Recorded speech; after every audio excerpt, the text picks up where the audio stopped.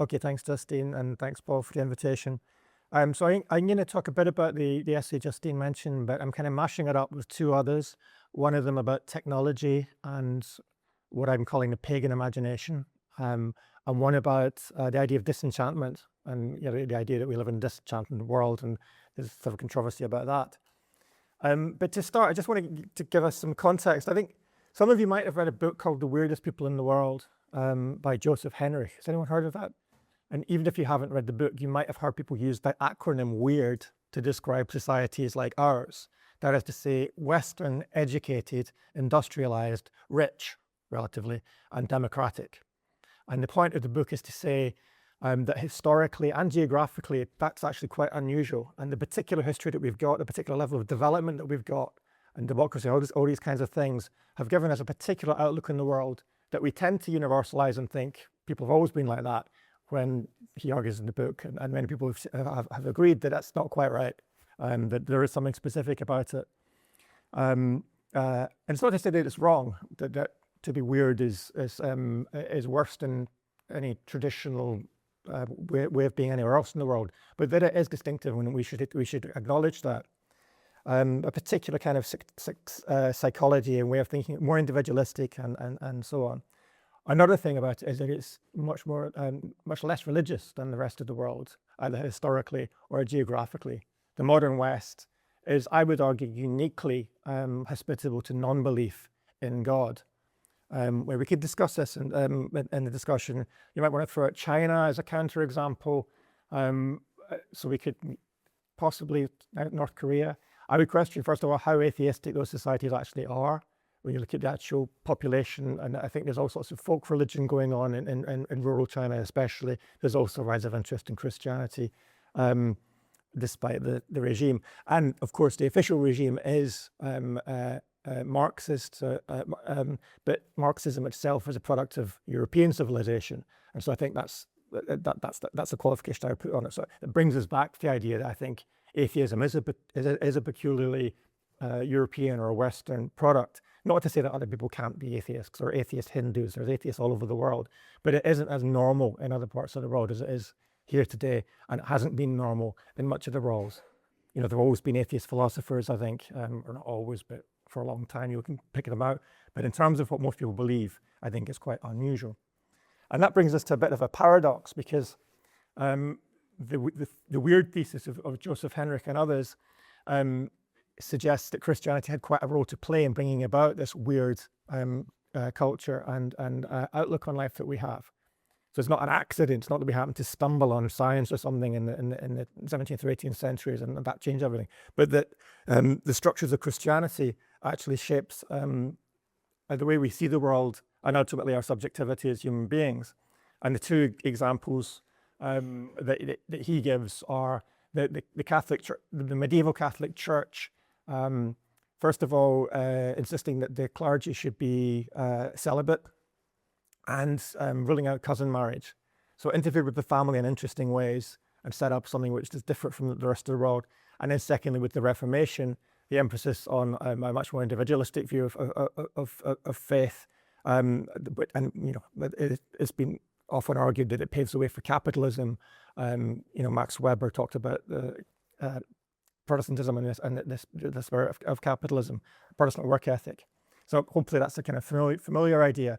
But these are religious contributions to the way of thinking that I'm talking about. And I want to come back and explore that in a bit more detail. I want to suggest that the religious aspect is perhaps even more important than the wealth and the education and democracy, or that it's bound up with those things in a way that's difficult to disentangle. But we tend to think nowadays of leaving religion behind. We in the West have left religion behind kind of in general terms, without thinking about the specific religion that we've left behind. Many particular, without thinking it was anything to do with Christianity. Again, we tend to emphasize science as being the thing that made the difference, and I'm not sure that's exactly right. I don't think it's an accident that atheism emerged in a Christian civilization. I think there's something in there to that. So that's what I want to explore.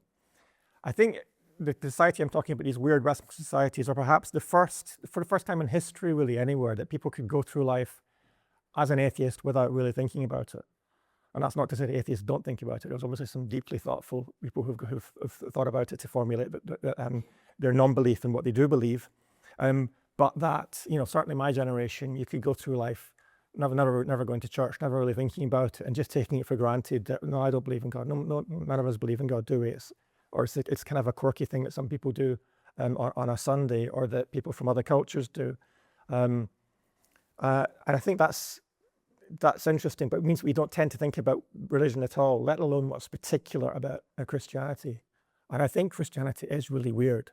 And we kind of need to think about it in those terms, to understand it, to see how different it is or was in much of the world. So as Justine mentioned, I've written a novel set in Pictish Princess, which is set in 8th century Scotland. What's now Scotland, it wasn't at the time. And part of what interests me about that is that Christianity was relatively new. So it wasn't it would have been established for a couple of centuries probably, but there would at least have been a folk memory of some kind of old religion. We don't really know what that was, but we can speculate about some form of pagan belief. And so it interests me, what would Christianity have meant to people? What was the appeal of it? And one way to think about it is not that dissimilar from certain other parts of the world today. For example, in Africa, where Christianity has been and Islam have been there in Africa for a couple of centuries now, or longer in the case of in some cases much longer. But there is still an active animism in Africa, and traditional beliefs in spirits, ancestor worship, these kinds of things. And I think that maybe puts Christianity into relief in a way that we don't have here. I think maybe Africans experience Christianity in a way that we don't, because it comes up against these traditional beliefs in quite an interesting way. So to put it controversially, most people in Africa and other parts of the world don't have much trouble believing in the supernatural. Even, everybody knows the supernatural is a real and important part of life in these parts of the world. And the question is how to stand in the right relationship to it. And so Christianity and Islam stand out by being monotheistic. But I think that even in folk religions, there's often an intuition of some kind of supernatural, supreme being, even in what we might think of as paganism. So the existence of otherwise of God is not a major point of contention in African societies. The issue is what kind of God, and what do you do about it? What does it mean? And I think that probably means they have a sharper understanding of what makes Christianity different than we do in the West, where we just think of it, it's just another religion. And that is the message that Christianity says Jesus died for our sins. And I think it has historically been experienced as incredibly liberating, because it means actually you don't have to earn your salvation. And it's complicated because obviously there's a long history of hellfire preaching and saying you do have to do all these sorts of things. But I think in the core of Christianity, the idea is that, the good news is that Jesus has done it, and nothing you can do can earn our salvation. All you can do is receive it through Jesus. And the Christian practice is much more to do with gratitude, with spreading love, spreading the gospel, than it is with trying to placate the gods or God, or to earn the favor of the gods or God. And I think that's been the appeal historically, both in Europe way back when and in other parts of the world more recently. And I think it's hard for us to get our heads around that, because we tend to take it for granted that we don't have this idea that you have to placate the universe, or you have to placate God. But I think it's important that we understand that for much of the world, for much of history, that's been a really pressing problem. How do you get by in life? How do you stay on the right side of the universe, or of spirits, or whatever? And that's really the crux of what I'm trying to argue, and hopefully I can get across. And there's the two aspects of it I'll bring in. One is to do with our attitude to nature, and the other is to do with human well-being itself. So I think Christianity has an unusual attitude to nature, and the whole idea of dominion, which obviously is inherited from Judaism, But the idea that that human beings are responsible for looking after the world, but also are able to exploit it for their own benefit. It's okay to exploit the world as long as we look after it. I think that's a big deal. And I want to quote something from the historian Lynn White, who wrote a seminal lecture in Science magazine in 1967, where he explained the difference. And he explained what things were like in antiquity, in the ancient world. He says, in antiquity, every tree, every spring, every stream, every hill had its own genius loci, its guardian spirit. Before one cut a tree, mined a mountain, or dammed a brook, it was important to placate the spirit in charge of that particular situation, to keep it placated. By destroying pagan animism, Christianity made it possible to exploit nature in a mood of indifference to the feelings of natural objects. Now, you'll probably detect he doesn't think this is a good thing. He was actually a Presbyterian, but he was a kind of liberal critic of what he understood as the traditional Christian anthropomorphism or anthropocentrism, and the idea that we can exploit nature being a problem. And that kind of idea has been very prevalent through modern environmentalism, which is often seen Christianity as the kind of part of the problem of making humans damage nature. But I do think it's not a coincidence, again, that those societies that brought about the age of industry, of exploration and so on, were animated by that Christian belief that the world is there to be exploited, and that indeed natural objects don't have feelings. And obviously the secular world has inherited that idea that natural objects don't have feelings. Some people might differ from it, but I think it's an inheritance of Christianity. It's a very sharp distinction between the creator and the creation, as against more kind of pagan ideas about what we might nowadays call panpsychism, or the idea that God is in the world, or God is the world, or something like that. So I think Christianity is quite important to development of modernity as we understand it, and not just of capitalism and kind of Max Weber's idea. The second element is human well-being.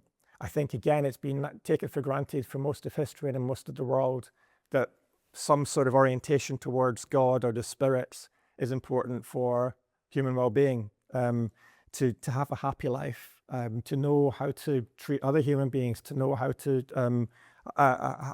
live, that you need to have some sort of orientation to the divine. And you may have heard, you've probably heard of the Enlightenment polymath Pierre Simon Laplace, who he's supposed to have, he did write a book about astronomy and the movements of the planets and so on. And supposedly, this is not entirely confirmed, Napoleon is supposed to have read this book and said to him, what about God? Where did he fit into this plan? And Laplace says, I have no need of that hypothesis. Basically, he can explain how the stellar bodies work without the need for God. And I think that's how modern science evolved. I think a lot of the early scientists were Christian, actually particularly Protestant, but they then sort of developed an understanding where it meant you don't really need God to explain things. The universe just works, and we can explain it, we can understand its laws. But I think what's even more interesting than that is the kind of existential corollary of that, where does God fit into your life? And you say, well, most people nowadays think we don't really need God to get by in life. We've got kind of morals that we understand. We're supposed to treat each other nicely and so on. To be a good person, you don't need God.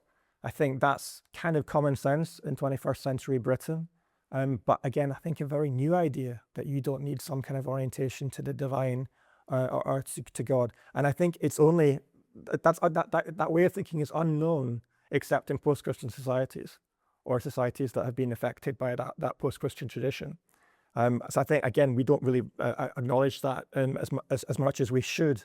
The whole idea that, maybe I'm not a saint, but I don't need some God to come and die for my sins, I think is the way most of us look at it.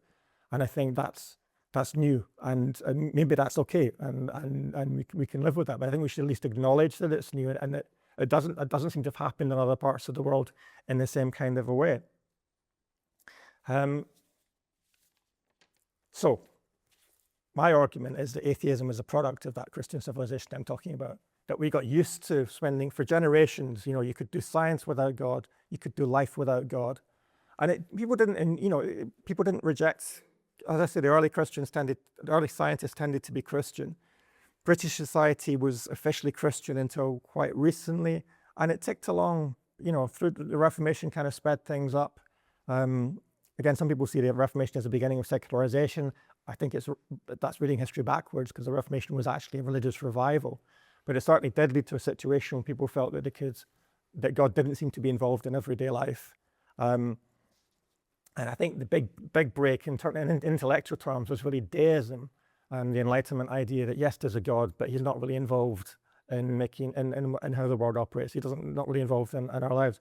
And once you get used to that, and for a few generations you're living with the idea that God exists in the background, it's quite easy just to drop it altogether and say, well, why not take the logical next step? We don't seem to need God. We seem to have outgrown God.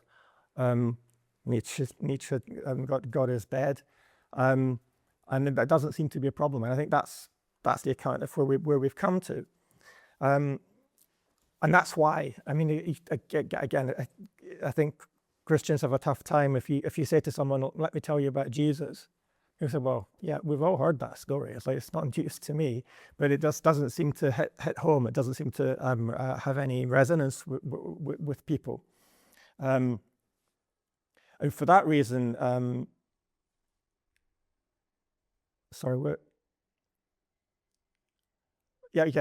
reason we're very different from those who encounter Christianity for the first time, from having a pagan society or traditional beliefs in any part of the world.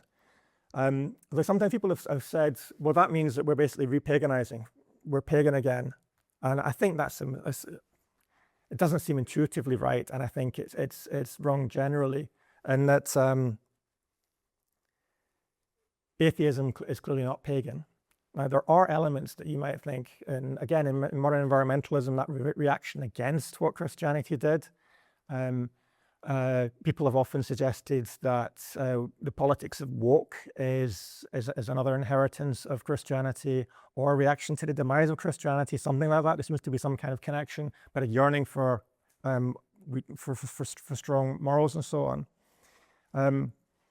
But I think the pagan idea is wrong, and even as early as 1954, C.S. Lewis gave a lecture where he talked about the idea that society is repaganizing because Christianity is dropping, and he said, a post-Christian man is not pagan.